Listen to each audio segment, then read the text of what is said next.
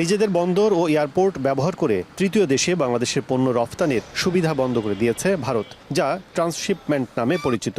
এমন পরিস্থিতিতে চালু হতে যাচ্ছে সিলেট ওসমানী আন্তর্জাতিক বিমানবন্দরে কার্গো সেবা। 27 এপ্রিল সন্ধ্যা 7টার দিকে গার্মেন্টস পণ্য নিয়ে সিলেট থেকে সরাসরি স্পেন যাবে একটি ফ্লাইট, যাতে থাকবে 60 টন পণ্য।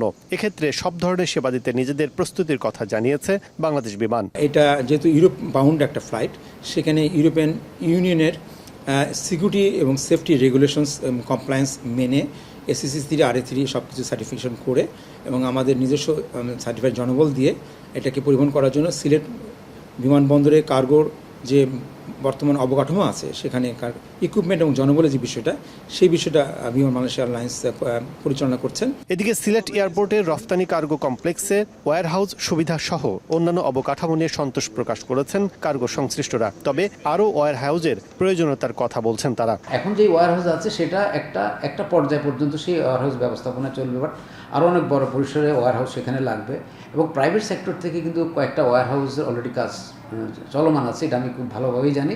আমি নিশ্চিত যে আগামী হয়তো 6 মাসের মধ্যে ওয়্যারহাউসগুলোর কাজও শেষ হয়ে যাবে। সিলেট থেকে প্রাথমিকভাবে এখন পর্যন্ত একটি ফ্লাইটের শিডিউল করা হয়েছে। নিয়মিত কার্গো শিডিউল না থাকলে সার্বিকভাবে গ্রাউন্ড সেবা নিয়মিত রাখা কঠিন হবে বলে মনে করছে বাংলাদেশ বিমান। কাজল আব্দুল্লাহ, সময় সংবাদ, ঢাকা।